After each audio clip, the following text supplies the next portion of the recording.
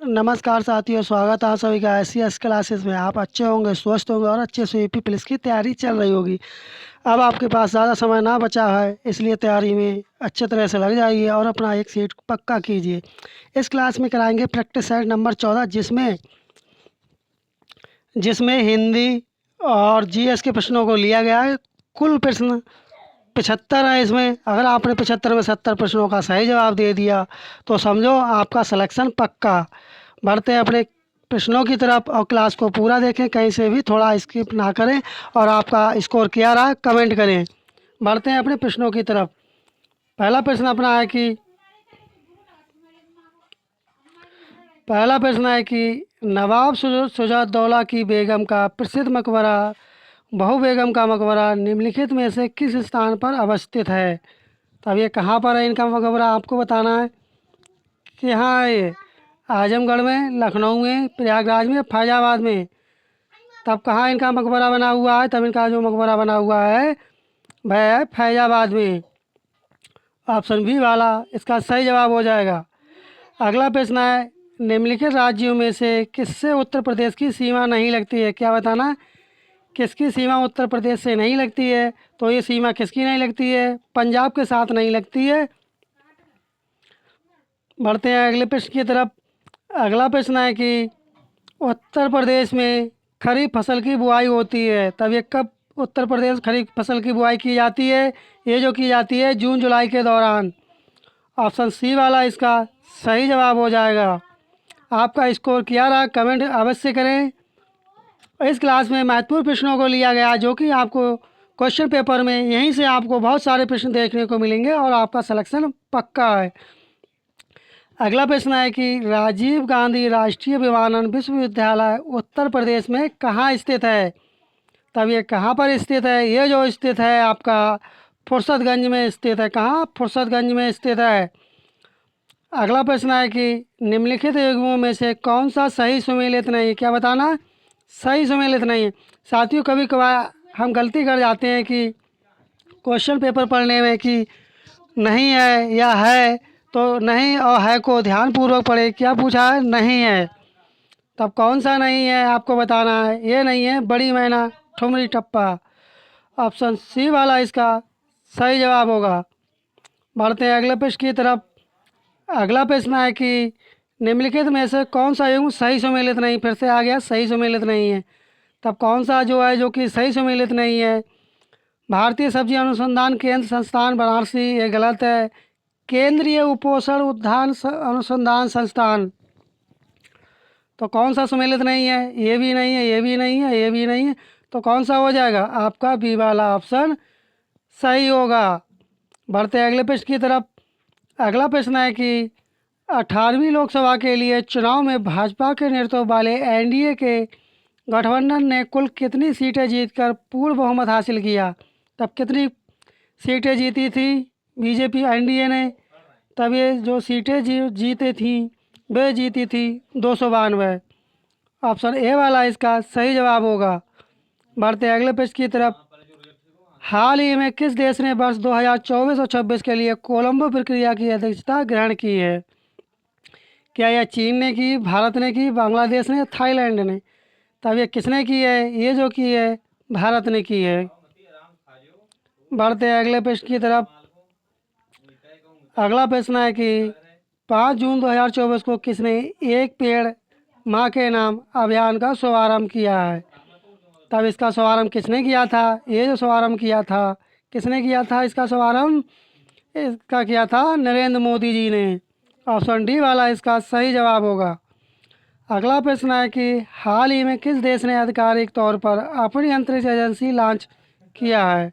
तो अपनी अंतरिक्ष एजेंसी किसने लॉन्च किया है, ये जो लॉन्च किया है ब्राज़ील ने किया है। ऑप्शन ए वाला इसका सही जवाब होगा। बढ़ते हैं अगले प्रश्न की तरफ। अगला प्रश्न है कि मई 2024 में किस भारतीय प्रौद्योगिकी संस्थान आईआईटी के परिसर में डीआरडीओ उद्योग अकादमी उत्कृष्टता केंद्र की स्थापना की गई है। तब ये कहाँ की गई, इसकी स्थापना आपको बताना।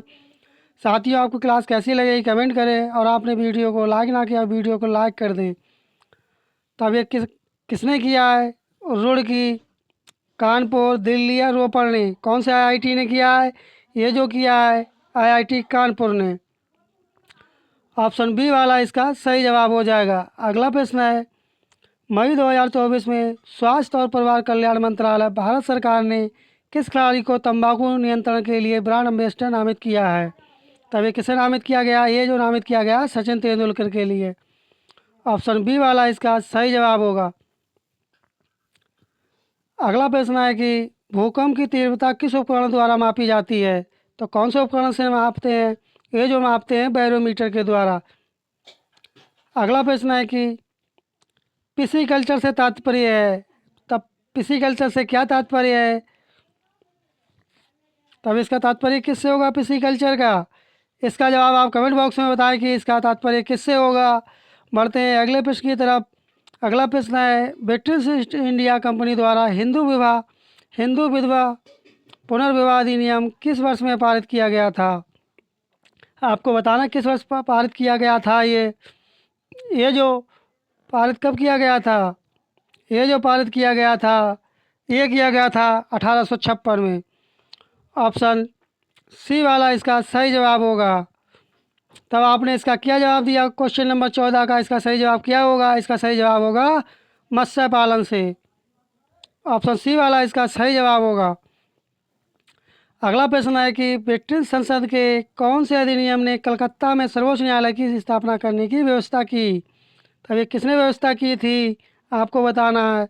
तब ये जो व्यवस्था की थी ये की थी 1773 का विनियमन अधिनियम रेगुलेटिंग एक्ट के द्वारा। ऑप्शन सी वाला इसका सही जवाब होगा। अगला प्रश्न है कि रियाल किस देश की मुद्रा है? आपको बताना है कि रियाल किस देश की मुद्रा है। ये जो मुद्रा है सऊदी अरब की। ऑप्शन ए वाला इसका सही जवाब होगा। कौन सा? ए वाला इसका सही जवाब होगा। अगला प्रश्न है, बैंकिंग निम्नलिखित में से किस सेक्टर का उदाहरण है? तब ये किस सेक्टर का उदाहरण है बैंकिंग? ये जो उदाहरण है तृतीय सेक्टर का। ऑप्शन बी वाला इसका सही जवाब होगा। साथियों, आपका स्कोर किया रहा कमेंट करें, और आपने वीडियो को लाइक ना किया वीडियो को लाइक कर दे, चैनल को सब्सक्राइब कर दे और नोटिफिकेशन बेल आइकन दबाना ना भूलें, जिससे आपको समय समय पर नोटिफिकेशन मिल सके। अगला प्रश्न है, कौन सा एक यूनेस्को विश्व धरोहर स्थल है जो तमिलनाडु में स्थित है? तो भाई कौन सा स्थल है? भाई जो स्थल है महाबलीपुरम में स्मारकों का समूह। ऑप्शन डी वाला इसका सही जवाब होगा। अगला प्रश्न है, राष्ट्रीय निर्यात बीमा खाता जिसे कहते हैं NEIA निम्नलिखित में से किस मंत्रालय के नियंत्रण में आता है? आपको मंत्रालय बताना है। तभी किसके अंतर्गत आता है? ये जो आता है वाणिज्य और उद्योग मंत्रालय के नियंत्रण में। वाणिज्य और उद्योग मंत्रालय के नियंत्रण में। अगला प्रश्न है कि भारत के जनसंख्या इतिहास में किन दशकों को जनसंख्या विस्फोट की अवधि कहा जाता है?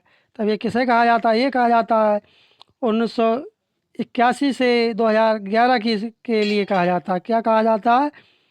जनसंख्या विस्फोट की अवधि।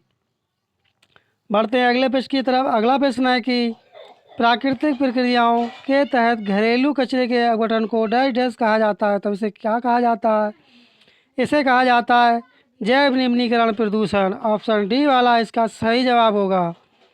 साथियों, आपने वीडियो को लाइक ना किया हो वीडियो को लाइक कर दिया करें। साथियों, किस प्रकार की मिट्टी प्रकृति में स्वतः जुताई वाली मिट्टी है? अर्थात स्वतः इसकी जुताई हो जाती है जब वायु का चलती है, जब वायु तो अपने आप उसकी जुताई हो जाती है। तो वह कौन सी मिट्टी है? वह मिट्टी है काली मिट्टी। ऑप्शन ए वाला इसका सही जवाब होगा। अगला प्रश्न है, किस शहर को भारत के मैनचेस्टर के रूप में जाना जाता है? तब किस शहर को जाना जाता है? ये जो जाना जाता है, कौन से शहर को जाना जाता है भारत का मैनचेस्टर? ये जो जाना जाता है अहमदाबाद के लिए। ऑप्शन बी वाला इसका सही जवाब होगा। अगला प्रश्न है कि बुशमैन जनजातियाँ किस क्षेत्र के आसपास घूमती हैं? आपको क्षेत्र बताना है बुशमैन जनजातियों का कि किस आसपास के क्षेत्र में घूमती हैं। ये जो घूमती हैं कालाहारी मरुस्थल में। कहाँ पर? कालाहारी मरुस्थल में। कहाँ घूमती? कालाहारी मरुस्थल में। ऑप्शन ए वाला इसका सही जवाब होगा। अगला प्रश्न है, हमारे राष्ट्रीय चिन्ह के नीचे आदर्श वाक्य क्या है? तब जो राष्ट्रीय चिन्ह होता है उसके नीचे आदर्श वाक्य क्या लिखा हुआ है? आपको यह बताना है। तब ये क्या लिखा रहता है? ये लिखा रहता है सत्यमेव जयते। क्या चीज़? सत्यमेव जयते। अगला प्रश्न है कि पुलिस द्वारा तैयार किए जाने वाले लिखित दस्तावेज एफआईआर का पूर्ण रूप बताना है कि जो एफआईआर होती है इसका पूर्ण रूप क्या होता है। तब इसका पूर्ण रूप क्या होता है? इसका पूर्ण रूप होता है first information report. Option D वाला इसका सही जवाब हो जाएगा। अगला प्रश्न है कि फेसबुक की निम्नलिखित में से किस विशेषता को पूर्वानुमान बाजार प्रेडिक्शन मार्केट कहा जाता है? तब इसे ये किसे कहा जाता है? ये जो कहा जाता है सेंट्रल इमरजेंसी रिस्पांस टीम के लिए। ऑप्शन सॉरी साथियों, ये किसे कहा जाता है? फेसबुक निम्नलिखित में से किस विशेषता को पूर्वानुमान बाजार प्रेडिक्शन मार्केट कहा जाता है? ये किसे कहा जाता है? ये जो कहा जाता है फोरकास्ट के लिए कहा जाता है। किसे कहा जाता है? फोरकास्ट के लिए। ऑप्शन बी वाला इसका सही जवाब होगा। अगला प्रश्न है कि CERT का पूर्ण रूप क्या है? आपको इसकी फुल फॉर्म बताना है। किसकी? CERT की फुल फॉर्म क्या होती है? इसकी जो फुल फॉर्म होती है computer emergency response team. Option D वाला इसका सही जवाब होगा। बढ़ते हैं अगले प्रश्न की तरफ। अगला प्रश्न है कि पहली देसी भारतीय मूक फिल्म राजा हरिश्चंद्र के निर्देशक कौन थे? आपको निर्देशक बताना है किसका? राजा हरिश्चंद्र मूवी के। तब कौन इसके निर्देशक थे? इसके जो निर्देशक थे वे दादा साहेब फाल्के थे। ऑप्शन सी वाला इसका सही जवाब होगा। अगला प्रश्न है विश्व मधुमेह दिवस कब मनाते हैं? आपको बताना है। यह कब मनाए जाते हैं आपको बताना है। ये जो मनाया जाता है 14 नवंबर को मनाया जाता है। और अंतर्राष्ट्रीय महिला दिवस और पर्यावरण दिवस आपको कमेंट बॉक्स में बताना है कि ये कब मनाए जाते हैं, क्योंकि इनसे भी प्रश्न पूछे जा सकते हैं। अगला प्रश्न है उत्तर प्रदेश जमींदारी विनाश और भूमि व्यवस्था अधिनियम निम्नलिखित में से किस वर्ष में पारित किया गया था? अब यह कौन सा वर्ष था? ये जो वर्ष था सन 1950। ऑप्शन बी वाला इसका सही जवाब होगा। अगला प्रश्न है कि भूमि अधिग्रहण पुनर्वास और पुनर्स्थान अधिनियम में उचित मुआवजा और पारदर्शिता का अधिकार वर्ष डैश में अधिनियमित किया गया था। ये कब अधिनियमित किया गया था? ये जो किया गया था 2013 में किया गया था। साथियों, आपने वीडियो को लाइक ना किया हो वीडियो को लाइक कर दे, चैनल को सब्सक्राइब कर दे, जिससे आपको समय समय पर नोटिफिकेशन मिल सके और क्लास को पूरा देखें, कहीं से भी थोड़ा सा भी स्किप ना करें। अगला प्रश्न है कि आतंकवाद से निपटने के लिए पुलिस में बनी नवीन इकाई ATS को किसी विस्फोटक होने की सूचना पर कौन सा दस्तावेज भेजा जाएगा? तब कौन सा दस्तावेज भेजा जाएगा? ये जो दस्तावेज भेजा जाएगा बम निरोधक दस्तावेज किसे कहते हैं। जहाँ कहीं बम की अगर सूचना मिलती है तो वहाँ पर कौन सा दस्तावेज भेजा जाता है? बम निरोधक दस्तावेज भेजा जाता है। अगला प्रश्न है कि डैश एक प्रकार का साइबर अपराध है जिसमें बहुत अधिक संख्या में उपयोगकर्ताओं को अवांछित थोक संदेश अंधाधुंध भेजे जाते हैं। उन्हें क्या कहा जाता है? उन्हें जो कहा जाता है अपसंदेशन, अर्थात इसे कहेंगे स्पैमिंग। क्या कहेंगे? स्पैमिंग। ऑप्शन डी वाला इसका सही जवाब होगा। अगला प्रश्न है कि निम्नलिखित में से कौन सी संविधान सभा की एक समिति है जो जवाहरलाल नेहरू की अध्यक्षता में गठित नहीं हुई थी? तब वह कौन सी समिति है जो जवाहरलाल नेहरू की अध्यक्षता में गठित नहीं हुई थी? आपको बताना है। तब ये कौन सी समिति थी? ये जो समिति थी संचालन समिति थी, जो कि इनके संज्ञान में ये गठित नहीं हुई थी। और जो 3 दे रखी संघ संविधान समिति, राज्य संबंधी समिति और संघ समितियों की समिति में जवाहरलाल नेहरू की अध्यक्षता में गठित की गई थी, लेकिन संचालन समिति इनकी अध्यक्षता में गठित नहीं की गई थी। अगला प्रश्न है कि धर्म, मूल वंश, जाति, लिंग या जन्म स्थान के आधार पर विभेद डिस्क्रिमिनेशन का प्रतिषेध संविधान के किस अनुच्छेद में प्रदत्त है, अर्थात बताया गया है? तब वह कौन सा अनुच्छेद है? वह जो अनुच्छेद है अनुच्छेद 15 है, जिसमें बताया गया है इनके बारे में। ऑप्शन डी वाला इसका सही जवाब होगा। अगला प्रश्न है भारत के संविधान का अनुच्छेद 243 किससे संबंधित है? तो अब 243 अनुच्छेद किससे संबंधित है आपको बताना है। ये जो संबंधित है ये पंचायती राज प्रणाली से संबंधित है, अर्थात पंचायती राज प्रणाली से संबंधित है। अगला प्रश्न है कि साथियों, अगला प्रश्न पूछा गया कि घड़ा का तत्सम क्या होगा। साथियों अब इसमें हिंदी का सेक्शन आ गया है, जिसमें आपको अब हिंदी के मोस्ट इम्पोर्टेंट प्रश्नों को देखने को मिलेंगे। अर्थात क्लास को कहीं से भी स्किप ना करें और आपका स्कोर क्या रहा कमेंट करें। इसमें कुल 75 प्रश्नों को लिया गया है और इनमें से आपने कितने प्रश्नों का सही जवाब दिया कमेंट करें। तब घड़ा का तत्सम क्या होगा, आपको क्या बताना कि घड़ा का तत्सम बताना कि घड़ा का तत्सम क्या होगा। तब घड़ा का तत्सम क्या होगा, घड़ा का तत्सम होगा घट।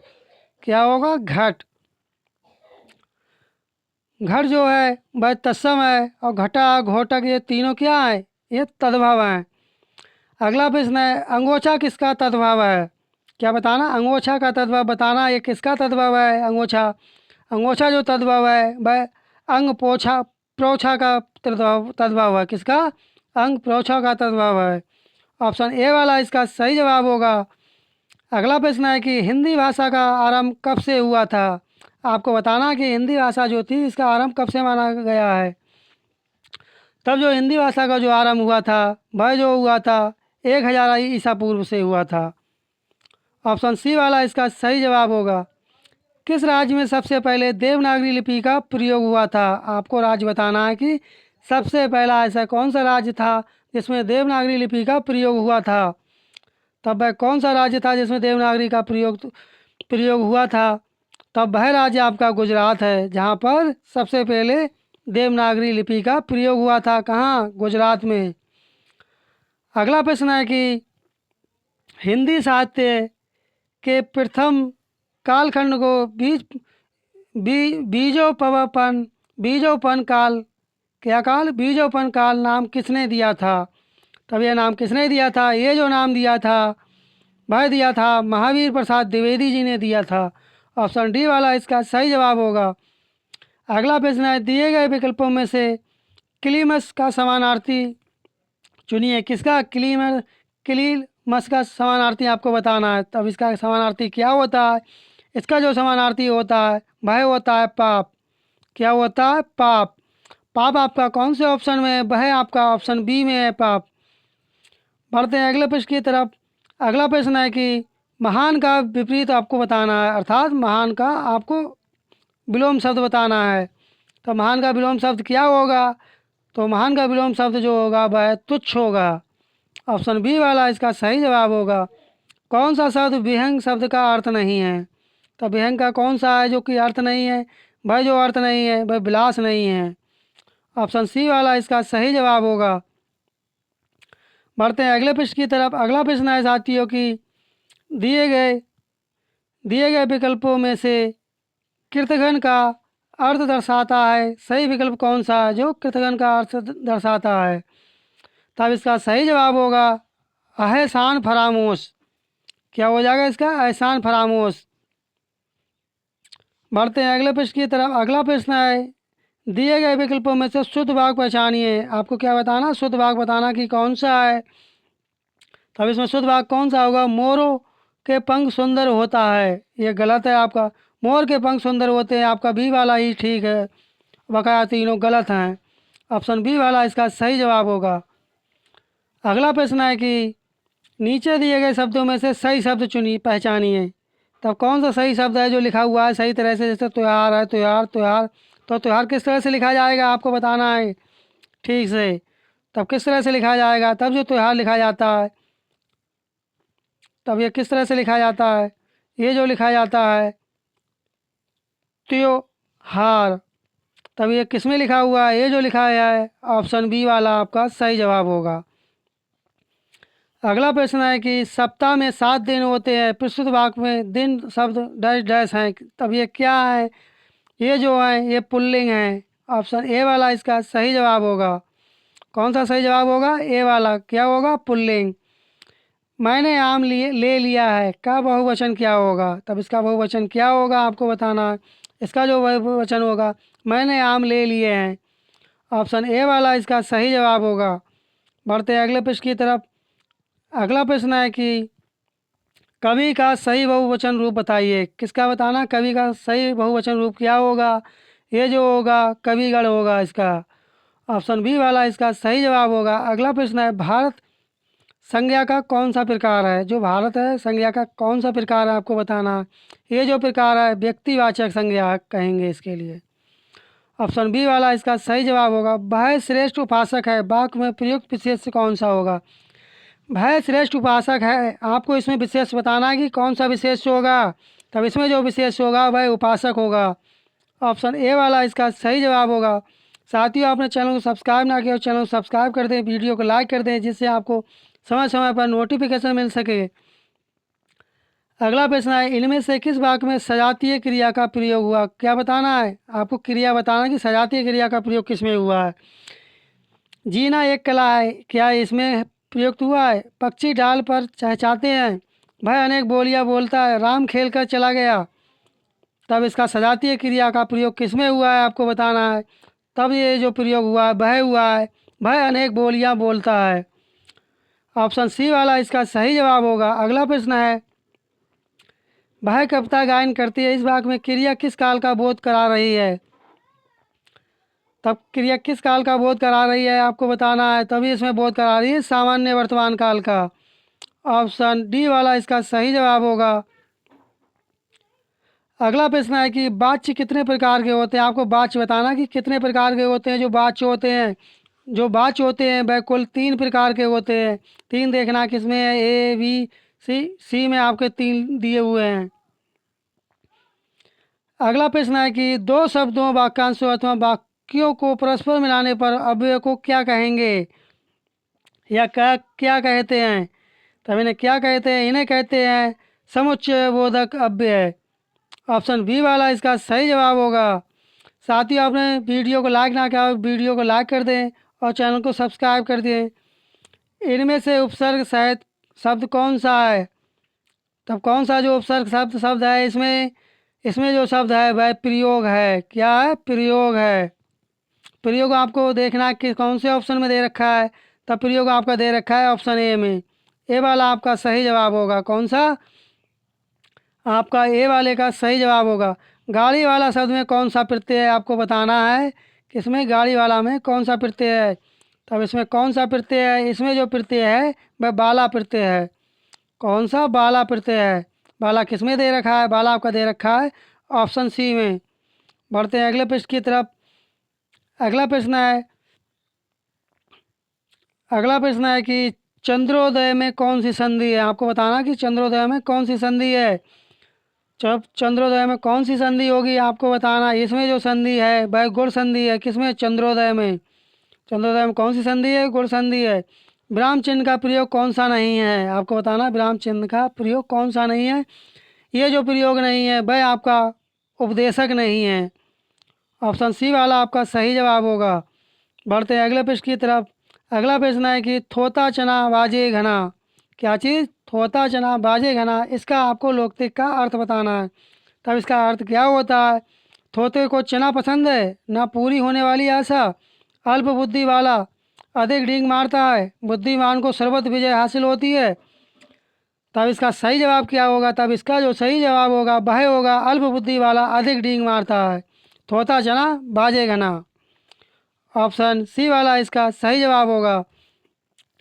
साथियों, अब अपना गद्यांश आ चुका है। गद्यांश पढ़कर नीचे दिए गए प्रश्नों को 64 से 68 के सही जवाब चुनने हैं आपको, क्योंकि गद्यांश में ये अधिकांश प्रश्नों के जवाब छिपे होते हैं। इसलिए गद्यांश को ठीक से पढ़ें, उसके उपरांत ही प्रश्नों का जवाब दें।